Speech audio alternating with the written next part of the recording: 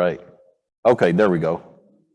So I'm here to present on access, opportunity, and advancement.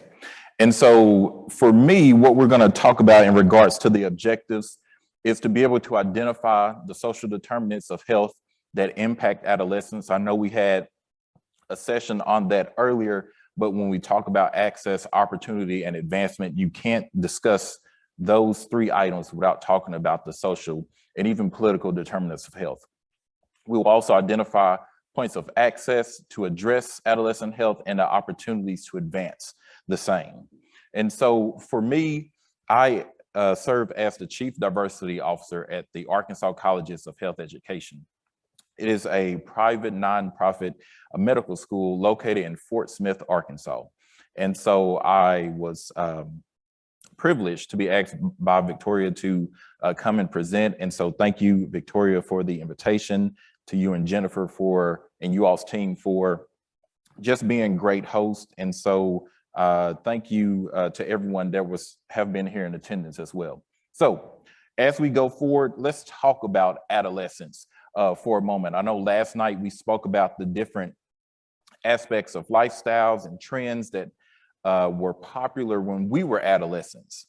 And in that you can see some of the generational differences. But what do we know? Once something has gone through one generation, it tends to repeat itself. And so we're seeing a lot of those being repeated right now. But as we talk about adolescence, we know that it's a time of significant developmental transition. Adolescents, they set the stage for adult health through risks taken and various beneficial and detrimental habits that are formed at this very age. And so when we talk about these particular habits, we talk about these aspects of lifestyles. What we mean, we talk about sex, we talk about smoking, whether that's cigarettes, whether that's vaping, whether that's marijuana, and even earlier with Dr. Mincy's presentation, cocaine. Never even would have thought as adolescents experimenting with hard substances such as that. And so those are things that we have to be mindful of. But with adolescents, we know that it's even more prevalent when you have low income communities that are being dealt the blows that adolescents are going through.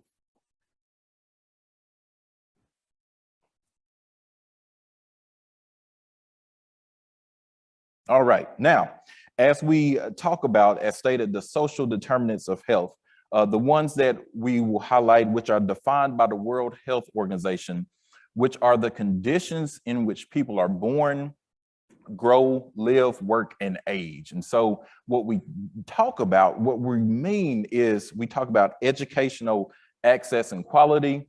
We talk about healthcare and quality. We talk about the neighborhood and built environments. We talk about social and community context, as well as economic stability.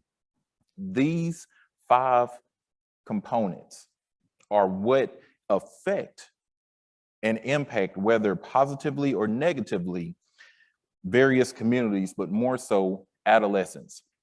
And so as we talk about educational access, we talk about that adults with low educational attainment tend to experience a higher level of health inequalities.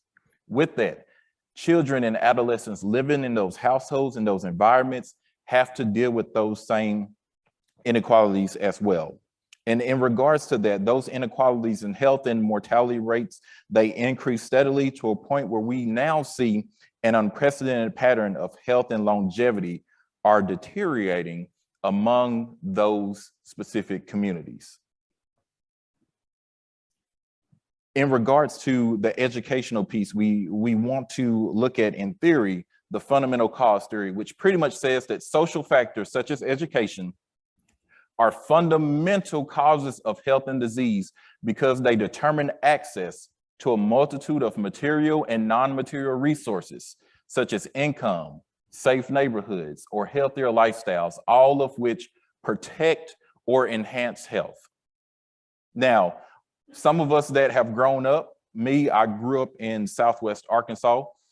For dinner, sometimes we would do pork and beans and cornbread muffins. Now, when we wanted to get fancy, we would cut up some hot dogs and put it in there. And if you really want to add a little razzle dazzle, you put some honey in there. So back then, we didn't know. We thought we were living a good life. But as you look at the ingredients and the nutritional factors in regards to that, you know, that's a lot of sodium. That's a lot of processed meats and foods that we're ingesting. But it was cooked with love, so we're not going to go against what mama put in front of us. But as we get older, you look at more aspects and things that we need to do and focus on in regards to eating more healthy. So as we go forward, we're talking about the healthcare quality, which although the average age of the US population has improved over the past few decades, or average health rather, the gains largely went to the more educated and affluent groups because they have access. Those young people have more access due to their parents to those services, to those foods, to those stores and neighborhoods that will help benefit their health more so overall. Now, this determinant really hits home and really helps me just kind of get into the psyche of who I am as a person. We talk about the neighborhood and built environment. So there are two components to this. Social environment is pretty much the social economic composition of the residential population and social aspects of neighborhood. So we talk about crime, community support, social capital, even forms of disorder, whether it's presence of trash, graffiti, or disorderly conduct in various activities that go about in certain communities. The second component, the built environment, comprises of the man-made physical attributes of that surrounding, including those that are affected by walkability or recreation, as well as other health promoting resources. So for instance, grocery stores and playgrounds. Now, when we look at this, we look at these particular neighborhoods and we talk about access to health. When you look at neighborhoods such as this that is pictured, do you think there will be a Whole Foods located around the corner? Not even there. Two of the things that are there more so are food deserts, which are areas that have limited access to affordable and nutritious food, but also food swamps. Areas that will sure enough have, guess what? McDonald's, Popeyes, liquor store, KFC, and probably about 12 churches as well. But that's the neighborhoods that you see where in regards to access to those nutritional foods and resources, they're not there. And so as a result, one book that I encourage you all to read, because when we talk about these neighborhoods, the substandard housing conditions which affect the respiratory system of individuals, whether it's caused by lead poisoning or other factors that contribute to mental health illnesses. These same buildings and household complexes may have water damage, which leads to mold, and students, young people breathing that in. If it's not treated early on, guess what? It will grow. And as time, their health will be deteriorated by the time they're old enough to know I can go to the physician and be checked out. Some of the other aspects in regards to this, in these particular neighborhoods, you see there's stress, there's depression, anxiety, all coupled with the pressures at home. But now that we've seen over the years, but have grown in the past 2 to 3 years, police brutality. Last night, we had a very robust panel discussion where we talked about the murder of the rap artist Takeoff, and how the trauma with that, where young people on social media and news outlets are retweeting or reposting the body, the victim's body just laying there. That's trauma. All those things cycled and stacked on top of what these young people in these various communities have been experiencing over time will not do anything or be beneficial to them at all. But the book that I was making reference to is The Color of Law by Richard Rothstein. By show of hands, have anyone heard of the book or read the book, The Color of Law? All right, I have one member in the congregation who has done so. But if you have time, it's about maybe 250-page book, read it at your leisure, but it focuses on the government's deliberately imposed racial segregation of metropolitan areas nationwide. From the conclusion of the Civil War through probably present day, it focuses on the federal, state, and local governments having enacted laws to confine African Americans to particular areas and prevent them from moving to others. And so those same neighborhoods where there used to be industrial businesses and different corporations and things of that nature, a lot of those grounds and a lot of those areas are filled with pollution. The grounds are contaminated. A lot of rundown buildings and things of that nature. But because of those laws that were enacted years ago, still effective, or the effects are still present now, you see these neighborhoods just like this that is pictured. The Color of Law. If you have time, I promise you will not be disappointed in that book. You may be a little upset, maybe even angry, but that's human emotion. That's a natural reaction, but it's very informative and it's very eye-opening. Now, as we talk about the social and community context in regards to this, we focus on an adolescent's relationship and interaction with family, friends, and community members can have a major impact on the health and well-being. We know this. As many young people as possible can interact with someone who is positive, who is breathing life into them, who is not looking to tear them down, who is not looking to judge or stereotype them, those positive relationships can be impactful. As we discuss this, these positive relationships at home, at work, and in the community can help reduce these negative impacts. And so there are some instances where if you talk with a young person who, as they claim, have made it, ask them, was there someone who was impactful in your life? And they will say yes, whether it's a parent, whether it's a coach, whether it's a pastor or youth leader, someone took time out to invest in them. And so that seems to be all the more important. But according to health.gov, adolescents who have had an adult to confide in them are less likely to take part in risky behaviors. And so I know I am the uncle of 3 teenage girls, 15, 14, and 14. I take that back, 16, 14, and 14. And just found out the 16-year-old has a boyfriend. So you know me, I had those questions. What grade are you in? I'm a senior. Like, she's a sophomore. Okay. What do you want to do after you graduate high school? I want to go to college. What's your ACT or SAT scores? He told me the scores. What do you want to do with that? I want to study agricultural science. Okay, what's next? I want to get a farm and I want to marry your niece. I said, slow down.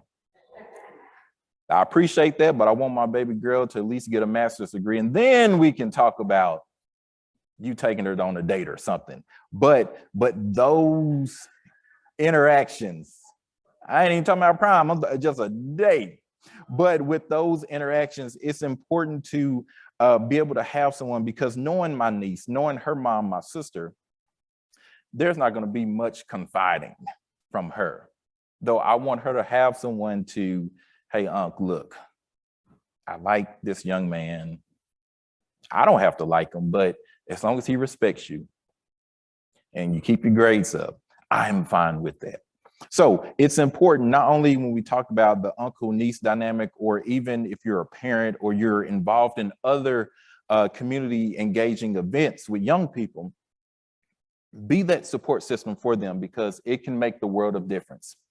And lastly, I will touch on the economic stability aspect. So according to 2019 US Census, 1 in 10 Americans live in poverty, and many people can't afford things such as healthy foods, healthcare, and housing. Who would have known that healthy food costs so much? As stated, I am a native Arkansan, so I wanted to pull the data from the U.S. Bureau of Labor Statistics 2021 of the unemployment rate for the state of Georgia, and which is 4%. But then the orange is the state of Georgia in the Black and Hispanic communities, which is 8.5. In Arkansas, the brown, we're a little north of you all, 4.1. And hey, we've got to beat you in something, right? The blue, Black and Hispanic unemployment rate is 10.2 in the state of Arkansas. So when you talk about this, that people with steady employment are less likely to live in poverty and more likely to be healthy, but many folks having trouble finding and keeping a job, and it pours more into folks with disabilities, injuries, or conditions, may not be able to, may have a limited aspect of ability when it comes to working. And so in addition, many people with steady work still don't earn enough to afford the things they need to stay healthy. Who would have known? And so as we discuss access, the National Academies of Sciences, Engineering, and Medicine, formerly known as the Institute of Medicine, defines access as access to healthcare as the timely use of personal health services to achieve the best possible health outcomes. Timely, folks, timely. So that means if a young person becomes pregnant, or if they contract an STI or STD, or if they're having respiratory issues, the timely aspect of getting access to healthcare is so important. That's what we mean when we discuss the terms access. And so some of the benefits in regards to adolescents accessing care is that it modifies and deters risky behaviors, including self-harm and suicide. It encourages healthy habits, promotes social connectedness, support, and overall health. And so, since the implementation of the Affordable Care Act in 2010, researchers report that young adults have increased their use of preventative services via wellness visits, 28% pre-ACA to 32% post-ACA. And this is measured across most racial and ethnic groups. But despite this improvement, less than half of all US adolescents receive wellness visits, which is the key to prevention. If we can get them into those wellness visits to meet with those physicians, hopefully that look like them, and understand, as Dr. Cromwell focused on the cultural humility and competence, being able to, if you don't look like that person, you at least understand them, then you can help address those issues that those individuals may have. And so as we talk about access, there always is some form of a barrier. And so some of these that we will look at are individual levels of the barriers of access, interpersonal, organizational, which organizational focuses more on institutions or health organizations dealing with drug shortages, limited clinical space, lack of organizational regard for the barriers to care for youth, and poor coordination of care when you talk about addressing these issues within the communities. And so there are also community level as well as policy level factors when we talk about the barriers to access. And so with community, this focuses more on the primary barriers identified in regards to the stigma of seeking care. How many of us now, or even growing up, dealt with, I'm not going to the doctor, I'm okay. We don't have the money for that. For me growing up, once again, I told you about the dinner, right? The pork and beans with the hot dogs and the cornbread. For us, if you were sick with a cold, you took Robitussin. That's it. If you were severely sick, Jennifer, we want to get fancy, we take Theraflu. Now, if you were even more sick than that, now say it in the South, are we going to pray? I could count on possibly one hand that growing up actually went to the doctor. Actually, never. Since being born, yes, doing your baby checkups and all that, but ever since then, unless it's the dentist or the eye doctor, blessed, knock on wood, but outside of that, the stigmas and aspects of thinking, we're not going to the doctor. Nothing's wrong with you. Whereas you look at some individuals are more than eager to go all the time.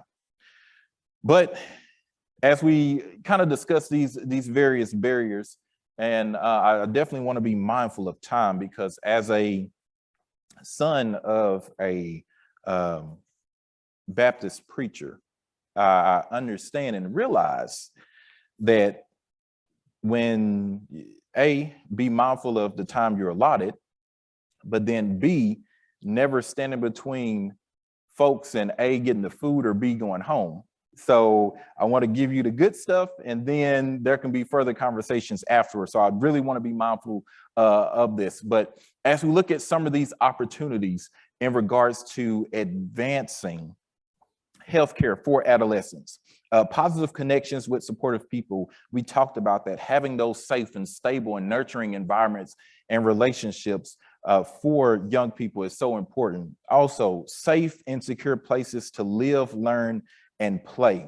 A lot of times growing up, you would have young folks, especially my peers, who would get in trouble because they just were hanging out on the corner. Some may have been doing something they weren't supposed to. Others were just there for the company. However, having establishments and groups and organizations for young people to productively hang out is all the more better. And I know that you all have that here in the state of Georgia. Also, access to high quality and teen-friendly healthcare is all the more important.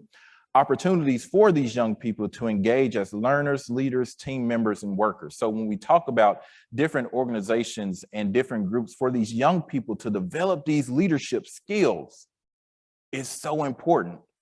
You don't know who you will come across. You may come across a future elected official. You may come across someone who may be interested in law enforcement or interested in being a small business owner. Always ensuring that you're taking the time out to engage these young people and plant those seeds of hope and love in them. And lastly, coordinated adolescent and family-centered services as needed. And so a lot of times there are some parents and families who aren't able to take their child to maybe a game or have outings with them, because if they're in some low-income neighborhoods, they have to work 1, 2, maybe even 3 jobs. So sometimes the video game has to babysit, or the television. For me growing up, I don't know about you all, we had 3 channels, 3, 6, 9, 33. So it's ABC, NBC, CBS, and Fox. That was it. And so for us, those are some of the things that we had, but we didn't really have individuals that we could really look up to help us understand more of what it is to be healthy, to be engaged, and to be focused on that. And so one of the things, talking about advancement, I'm mindful of the time, investing in the healthcare of adolescents, ensuring attitudes of providers are welcoming to all patients. When we talk about diversity, equity, inclusion, that inclusion piece is so important. The last one, hold elected officials accountable regarding adolescent health issues. So important. In Arkansas, we have this big campaign focusing on opioid addiction amongst young people. It really came about when the elected officials, a friend of theirs' child overdosed on opioids. But when it happened to, right. So holding them accountable, saying, well, let's lay this blanket on everybody then and provide services and care for them all. In regards to organizational change, it's just all about being mindful of how we can address the issues at hand. whether it is a knowledge gap, meaning you have the resources and you want to do it, don't know how to. Same for motivation, you have the knowledge and the resources, just don't want to do it, or you have the knowledge, you're motivated, but you don't have the resources to get it done. So working with the local and state agencies to get the job done is so important. And lastly, the call to action, saving and serving our youth is a task that requires a village. Utilize the available resources on the local, state, and national level to continue changing the landscape of healthcare for adolescents. Ladies and gentlemen, continue doing the good work. It gets long, it gets tiresome, but it is needed. And so we need everyone here to continue to be advocates and to be true champions for adolescent health and well-being. These are my references, and any questions? Thank you all so much. You've been great.